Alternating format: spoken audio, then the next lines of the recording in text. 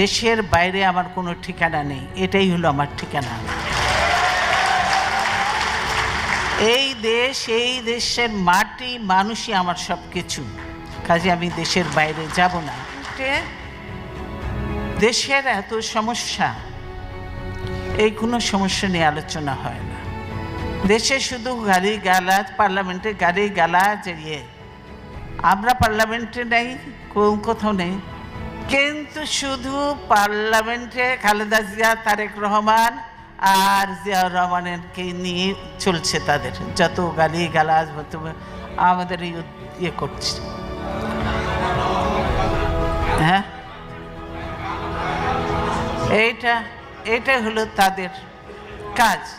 পার্লামেন্টে কোনো কিছু হয় না, কাজে এই অবৈধ পার্লামেন্টে আমরা জানি, এই অবৈধ পার্লামেন্টে যত কিছু আইনি পাস